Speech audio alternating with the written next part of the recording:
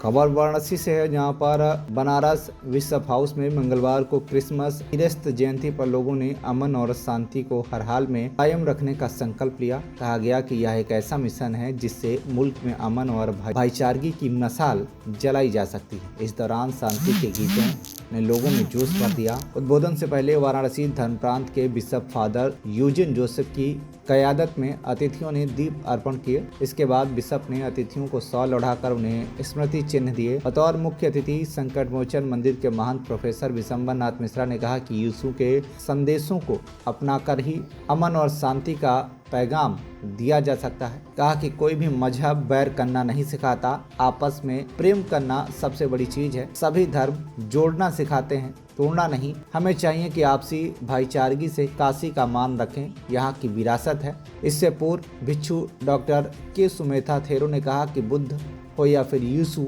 या फिर अन्य महापुरुष, सभी ने प्रेम का संदेश दिया है। सभी धर्मों ने शांति का पैगाम दिया है, जो लोगों में सद्भावना और प्रेम को दर्शाता है। दलाई लामा ने भी इसी का संदेश दिया है। बसंता कॉलेज की प्रधानाचार्य प्रोफेसर अलका सिंह ने कहा कि भाषण दूसरों के लिए देना आसान है, लेकिन उसे अपने जीवन में उतारना उतना ही कठिन है। वरिष्ठ पत्रकार विश्वनाथ गोकर्ण ने कहा कि यीशु के संदेश में पश्चाताप अहम है, यह वक्त की मांग है, इस पर सभी को सोचना होगा।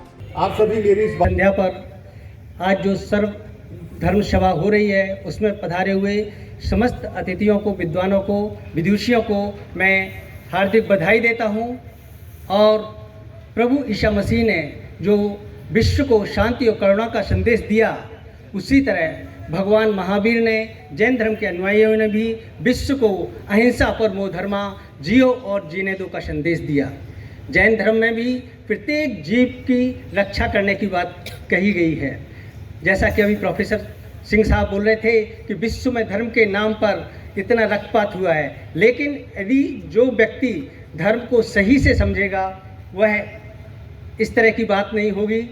तो धर्म को सही तरीके से समझने की ज़रूरत है। अभी विगत दिनों मैं एक पुस्तक पढ़ रहा था जिसमें मालवीय जी से काशी हिंदू विश्वविद्यालय की स्थापना के समय पूछा गया कि हिंदू में सिर्फ क्या हिंदू रहेंगे। उन्होंने बहुत ही उसका अर्थ बताया और सर्वधर्म समभाव की बात उस समय भी उन्होंने कही कि हमारे यहाँ कोई सीमा नहीं है। और जब हम किसी भी धर्म को अगर सच्चे अर्थों में समझते हैं तो उसमें कट्टरपंथ नहीं आता है। जैन धर्म में भी जो महामंत्र बहुत बहुत धन्यवाद। राम सुधार जी, आपको सुन कर के थोड़ा व्यक्ति संशय में पड़ जाए।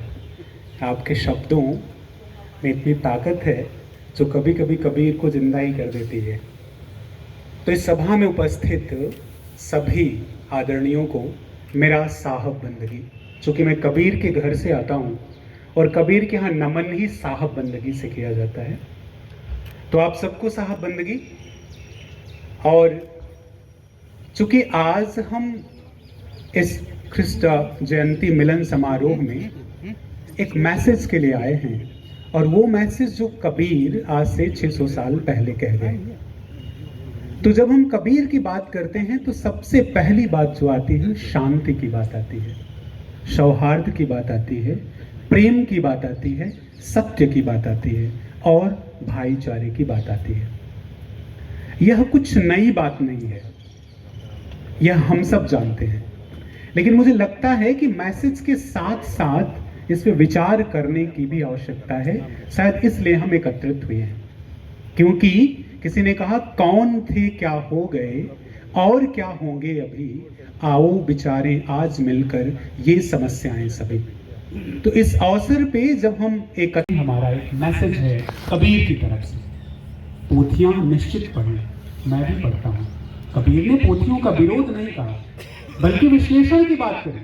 जब कबीर कहते हैं कि पोथी पढ़ पढ़ जगमुआ, पंडित भयान कोय, ढाई आखर प्रेम का, पढ़ी सो पंडित हो।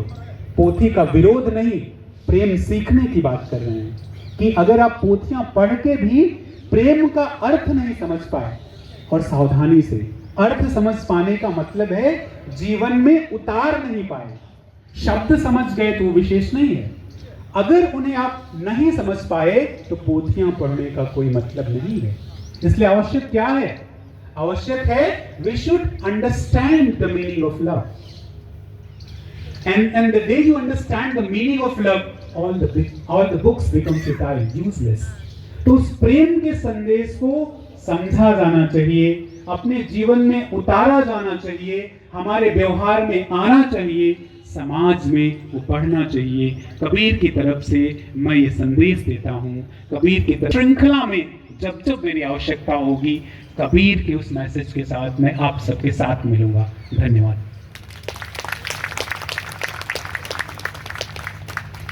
बहुत बहुत धन्यवाद। भाई आखर प्रेम का पढ़े सो पंडित होय। इस दुनिया और जीवन को सुंदर बनाने के लिए प्रेम जरूरी है, लेकिन कबीर ने शर्त बड़ी भयंकर रख दिया। प्रेम न बाड़ी उपजे, प्रेम न हाट बिकाए, राजा प्रजा जय रुचे, शीश दे ही ले जाए। शीश देना पड़ेगा, और दिक्कत है कि सबका अपने अहंकार को छोड़ना होगा। हमें प्रसन्नता है कि हमारे बीच में एयर कमांडोर कैप्टन कुणाल कला जी उपस्थित हैं।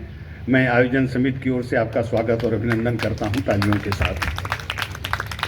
मैंने आपसे कहा कि हम बनारस के लोग धनी हैं कि कबीर यहाँ हुए, लेकिन हम और धनी इसलिए भी हैं, बुद्ध ने यहाँ अपना पहला उपदेश दिया।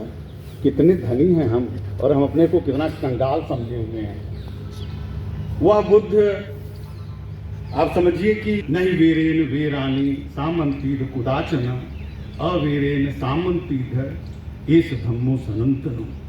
वैर से वैर शांत नहीं हो सकता है, अवैर से शांत होगा। आज दुनिया तीसरे विश्व युद्ध के दरवाजे पर खटखटा रही है, तब शायद बुद्ध का संदेश पूरी दुनिया को जाना चाहिए, और यहीं से छोटे छोटे आयोजनों से जाएगा। उस सारनाथ में स्थित केंद्रीय उच्च तिब्बती शिक्षा संस्थान की सम्माननीय कुल सचिव महोदया सुश्री डॉक्टर सुनीता चंद्रा जी हमारे बीच में उपस्थित हैं। All the revered guests, इस प्रोग्राम में आए हुए तमाम मुअज़्ज़िज़ मेहमान और सामीन, बिलख़ुसूस हमारे मेज़बान जनाब बिशप साहब और उनके तमाम हमनवा, मैं सबका शुक्रगुज़ार हूँ कि आपने इस मौके पर मुझे याद किया और इस प्रोग्राम की इब्तिदा एक दिया उम्मीद का, एक दिया हसरतों का जलाया गया, जिसके लिए मैं कहना चाहता हूँ कि मैं अकेला ही चला था जानिबे मंजिल, मगर लोग साथ आते गए और कारवां बनता गया।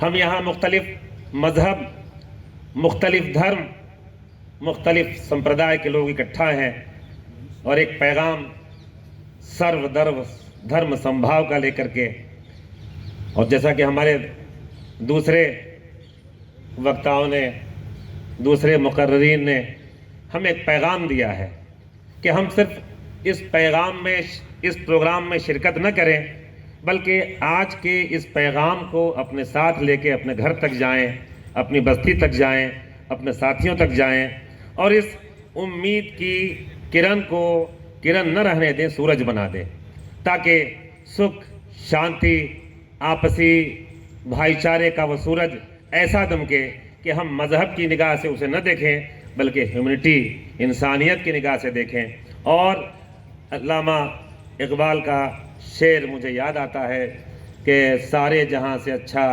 हिंदोस्तां हमारा, हिंदी है हम, सारे जहां से अच्छा हिंदोस्तां हमारा, हम बुलबुलें हैं इसकी, ये गुलसितां हमारा। मज़हब हमें कोई एक रास्ता नहीं दिखाता, बल्कि वो अजीम रास्ता दिखाता है कि हमारे पीछे स्टेज के ऊपर बहुत सारे फूल मौजूद हैं जो एक धागे में पुरे हुए हैं।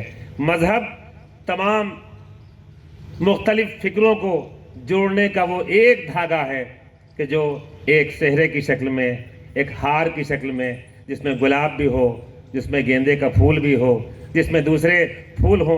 मज़हब ने हमें जोड़ने का काम किया है, तोड़ने का काम नहीं किया है। अल्लाह ने हज़रत ईसा मसीह, हज़रत इब्न मरियम को इस आलम के लिए एक पैगाम बना के भेजा, और सिर्फ उन्हीं को नहीं, हज़रत आदम से लेके हज़रत मोहम्मद मुस्तफ़ा सल्लल्लाहु अलैहि वसल्लम तक, और आज तक जितने भी महापुरुष जिन्हें हम किसी भी धर्म संप्रदाय में देख रहे हों, भगवान कृष्ण हो, भगवान राम हो, भगवान बुद्ध हों और दीगर हमारे सूफी संत, अल्लाह ने हम सबको एक पाक साफ सीरत और तीनत दे के भेजा है। अभी सबसे पहले शुरुआत में हमारे बनारस के की अजीम हस्ती, जिन्हें हम कबीर के नाम से जानते हैं, उनके पंथ से जुड़े हुए हमारे वक्ता ने बड़ी अच्छी बात कही। मुझे किसी गीत में सुना हुआ एक मिसरा उनका याद आ रहा है, जो किसी गायक ने बहुत अच्छा पढ़ा था।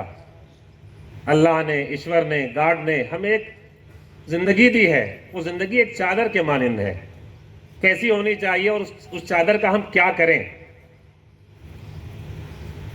चदरिया झीने रे झीनी, संत कबीर ने ओढ़ी चदरिया, ज्यों की त्यों रख दीनी। चादर जो अल्लाह ने, जो भगवान ने, जो ईश्वर ने जिंदगी दी है, पाक दी है, साफ दी। एक बच्चा है, अब उससे पूछे किस मजहब के हो, तो उसके पास सिवाय मुस्कुराने के और मोहब्बत के बांटने के कोई दूसरा रास्ता नहीं है। यीशु की यौम पैदाइश के मौके पर हम सब इकट्ठा हुए हैं। एक पैगाम है, जब वो आए इस दुनिया में तो कुरान मजीद में अल्लाह ने उनका तज़किरा किया है। और जब उस ज़माने के बादशाह और उनके लोगों ने उनसे, उनकी माँ हज़रत मरियम अलैहिस्सलातु वस्सलाम से पूछा कि ये बच्चा कहाँ से आया, तो उन्होंने बच्चे की जानिब इशारा किया और हज़रत ईसा ने वहीं से पैगाम दिया है, जो हमारे लिए, तमाम इंसानियत के लिए एक बुलंद पैगाम है। इन्नी अब्दुल्ला आतानियल किताब। ये गुजारिश गुजार हूँ कि हम हज़रत ईसा मसीह और दीगर अंबिया, मुरसलीन और हमारे जो महापुरुष गुजरे हैं, उन सब के पैगाम पर चलते हुए इस दुनिया को एक गुलदस्ता बना के रखें। और इस रास्ते पर चलने के लिए हम सब एक दूसरे के सहयोगी हैं, और जब भी हमारी ज़रूरत पड़ेगी हम आपके कंधे से कंधा मिलाकर खड़े रहेंगे। आपको बहुत बहुत मुबारक हो, बिलखुसूस हमारे बिशप साहब को और तमाम आए हुए मुअज़्ज़िज़ीन को हज़रत ईसा मसीह की यौम पैदाइश बहुत बहुत मुबारक हो। और मैं दुआगो हूँ कि इस कायनात में अमन व अमान का जो चिराग जलाया गया है वो दिन ब दिन बढ़ता रहे, और हम अमन व अमान की अजीम मीनार बन के इसी काशी से हिंदुस्तान और हिंदुस्तान के बाहर भी भाईचारे का पैगाम दे सकें। यहाँ उपस्थित डॉक्टर अलका सिंह, डॉक्टर सुनीता चंद्रा, मैं काफ़ी लोगों से अलग अलग मौक़ों पर मिला हूँ। कुछ से पहली बार वाकिफ़ियत हो रही है। उमेश कबीर जी से कल मेरी मुलाकात हुई। अजमेर का रहने वाला हूँ और इस सेवा में आने की वजह से मुझे उत्तर प्रदेश में इतने वर्षों तक काम करने का सौभाग्य मिला। पिछले वर्ष मुझे मेरे कार्यालय में फादर यूजीन से मिलने का मौका हुआ, और मैं जब उनसे मिला तो मैंने जाना कि वे भी अजमेर में उसी स्कूल में पढ़े हुए थे, सेंट एंसलूम स्कूल में, जहाँ से मैं पढ़ा। एक और यहाँ पर चर्च से जुड़े हुए फादर वहाँ पढ़े थे, शायद फादर पैट्रिक डिसूजा, तो वो भी एक अलग मौके पे मुझे मिले। तो हमने अपनी स्कूल के थोड़े यादें आपस में साझा की। उसके बाद यहाँ पर आने का सौभाग्य मुझे पिछली बार भी मिला, अभी दोबारा मुझे यहाँ आना हुआ। तो कहना ये मैं चाह रहा हूँ कि मैं भी सेंट एंसल्स में पढ़ा।